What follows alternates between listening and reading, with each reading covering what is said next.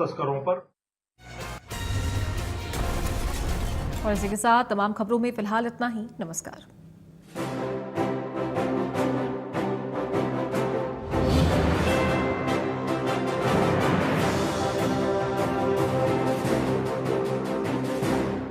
खाने में मेरी क्वीन के लिए क्या है? किंग मटर पनीर, किंग बैगन भरता, king veg pulao, king palak paneer kofta. ये सब किंग क्यों?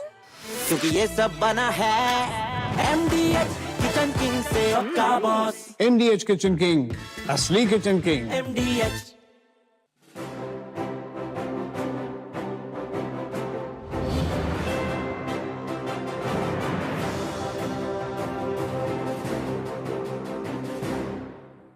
बड़ी खबर के सह प्रायोजक हैं असली मसाले सच सच MDH।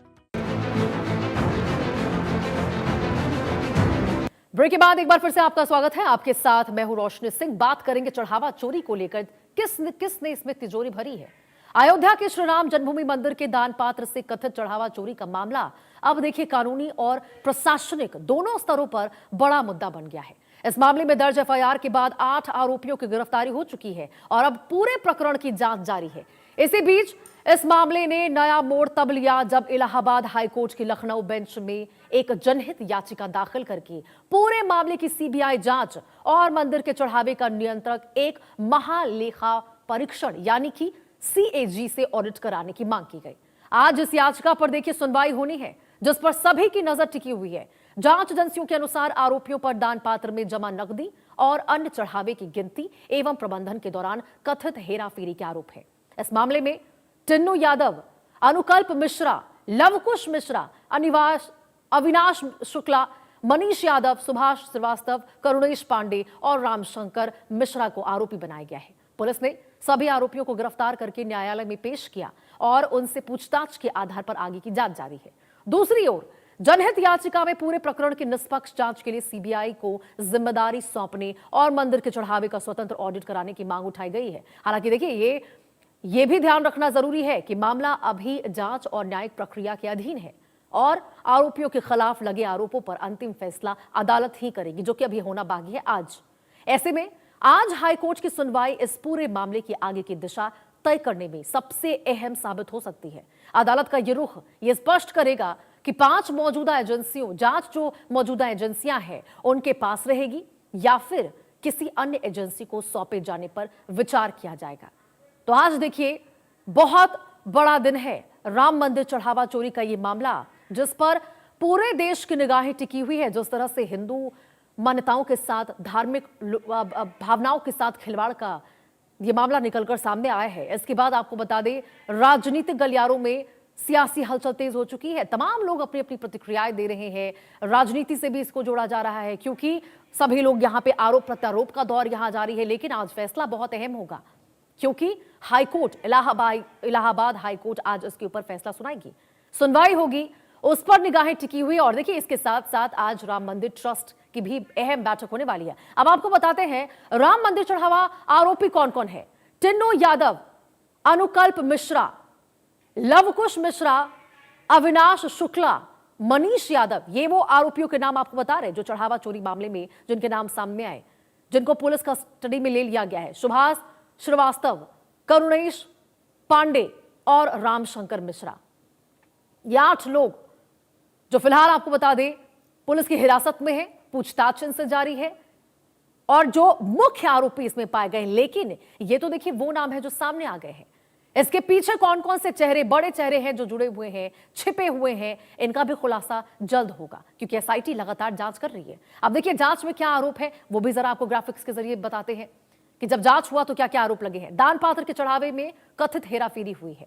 नकदी और कीमती सामान की गिनती से जुड़ी टीम पर आरोप लगे हैं। गलत गिनती की गई उनकी है, छुपाया गया चीजों को। SIT की प्रारंभिक रिपोर्ट के बाद FIR की गई।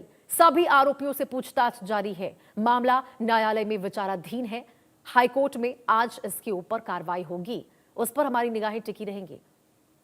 राकेश चतुर्वेदी हिंदू धर्मगुरु हमारे साथ जुड़ चुके हैं। राकेश जी बहुत बहुत स्वागत है आपका इंडिया न्यूज पर इस खास बातचीत में जुड़ने के लिए।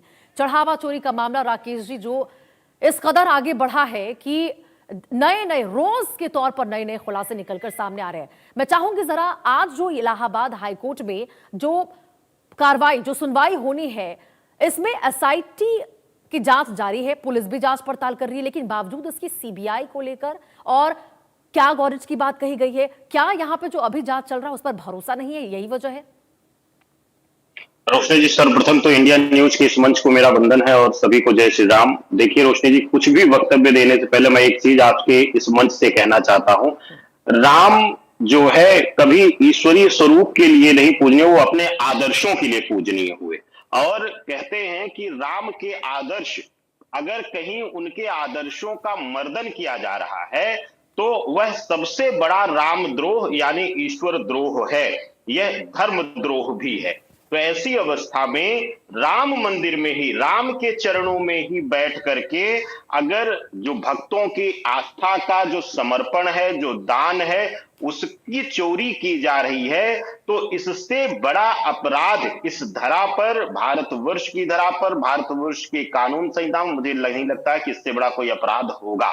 दूसरी बात, लगभग 1 महीने मुझे लगता है रोशनी जी पूर्ण हो चुके हैं इस बात का खुलासा हुए कि वहां पर चोरी हो रही है। शिकायतें तो बहुत पहले से आ रही थी और नए नए लोग आ रहे हैं, नई नई संस्थाएं आ रही हैं अपने दान को लेकर के कि हमें जो है रसीद नहीं दी गई, हमें जो है पुष्टि नहीं की गई। और अब तक जो है सरकार की तरफ से, सरकारी एजेंसियों की तरफ से कोई भी कठोर कदम, इन जो 8 लोगों को आपने जो है बताया, ये मैं भी उसी अयोध्या की धरा से हूं, ये 8 लोग एक बस जो है कह लीजिए कि एक मुहरे हैं, क्योंकि यह उस जो है उस कह लीजिए कि जो वहां पर चल रहा था तथाकथित, और अब जो है प्रमाणित कह लीजिए, तथाकथित भी नहीं प्रमाणित चोरी जो चल रही थी वहां पर, उसमें एक जो है ये सिपाही मात्र हैं। ऐसी अवस्था में अगर 1 महीने बीत चुके हैं और एजेंसी की तरफ से या सरकार की तरफ से कोई कठोर कदम जो है इन चोरों के सरदार को, इन चोरों के जो है मुखिया को पकड़ने की तरफ नहीं हुई है।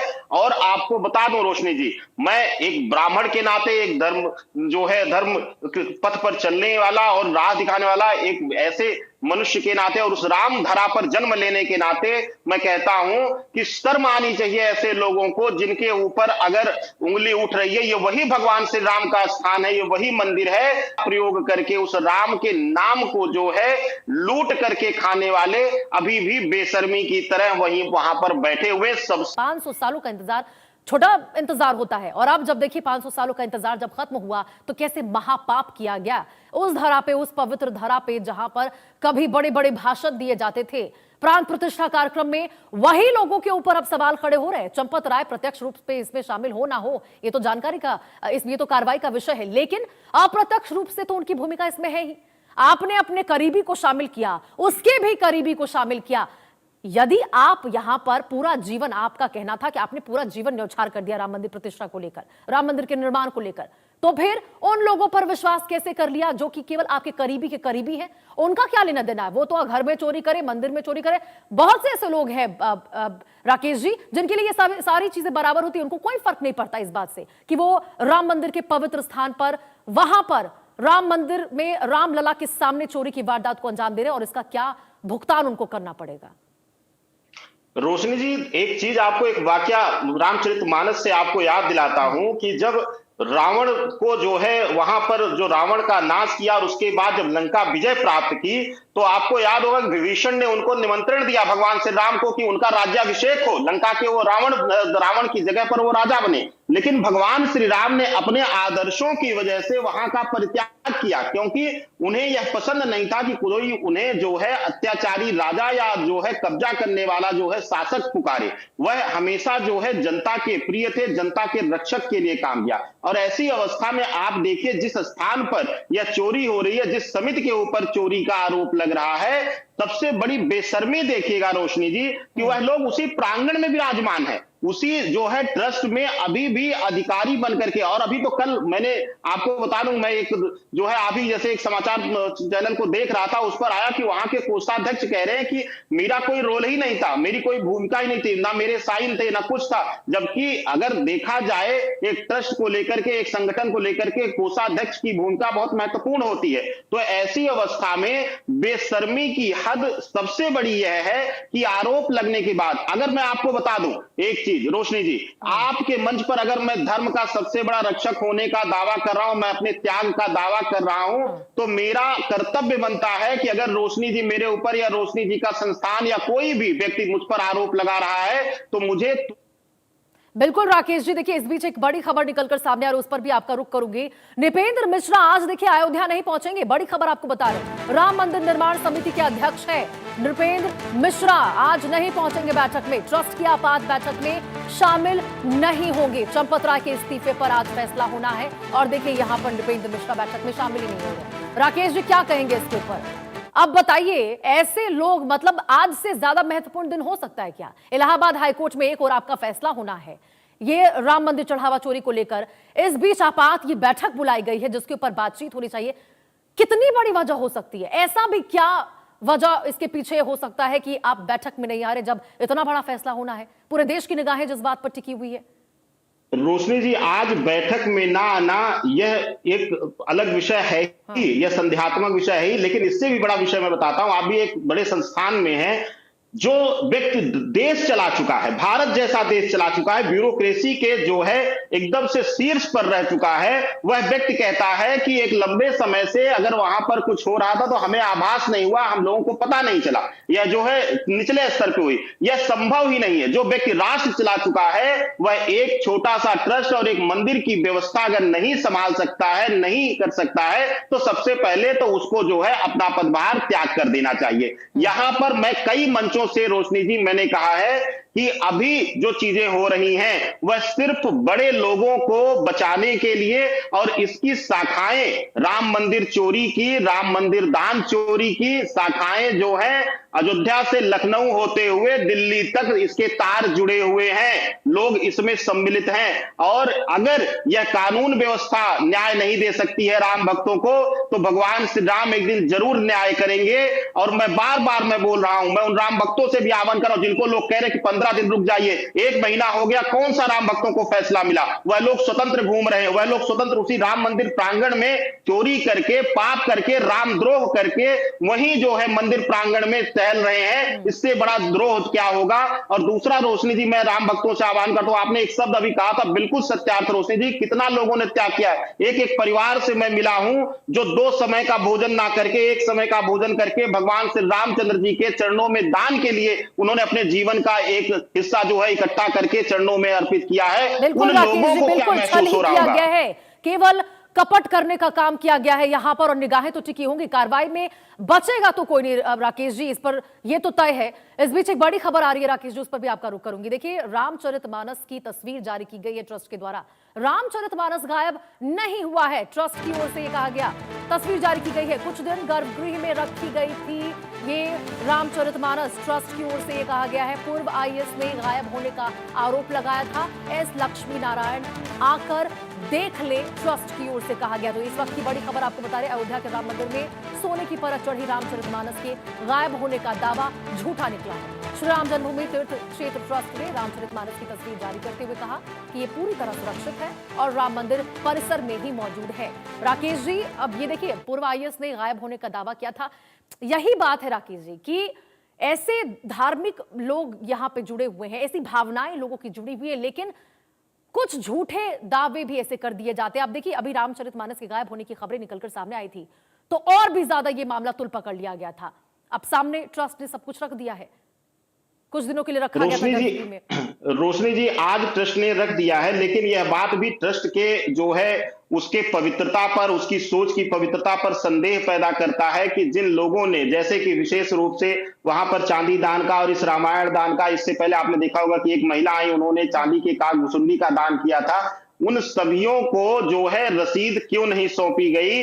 और आज आकर के ट्रस्ट जो है दिखा रहा है, चित्र जारी कर रहा है, जब 2 दिन पहले जो है इसको रखा गया, इस बात को रखा गया, तब कोई जो है अथॉरिटी पर्सन आकर के ट्रस्ट का तब क्यों नहीं पुष्टि किया? तब तो अलग अलग दावे अलग अलग लोगों से सुनने में आया कि कोई, किसी ने कहा कि बैंक के लॉकर में सुरक्षित है, किसी ने कहा कि वह जो है गर्भगृह में कहीं सुरक्षित रखा गया है। दोनों में विभिन्नता थी। और आज जो है अपने चोरी के आवरण को छिपाने के लिए ऐसा भी हो सकता है कि इस चीज को रखा जाए और सुरक्षित है, ये अच्छी बात है, यह जो है अच्छी बात है। और मैं ये आह्वान भी करता हूं लोगों से, चाहे वह हमारे भारतवर्ष के लोग हों, चाहे विदेशों से जिन लोगों ने, भारतीयों ने जो हमारे श्रद्धालुओं दान किया है, कोई भी इस समय भ्रम फैलाने का दावा ना करें, जिससे कि राम के प्रति जो है भक्ति और उनके समर्पण के प्रति जो है भक्तों के अंदर कोई जो है द्वेष ना पैदा हो। इतनी गर्मा चुकी है और अब सियासी खेल भी चल रहा है उसके ऊपर। विपक्षी दल तो ऐसे बड़े बड़े दावे करी, इतने करोड़ चले गए बिना कोई आधार के,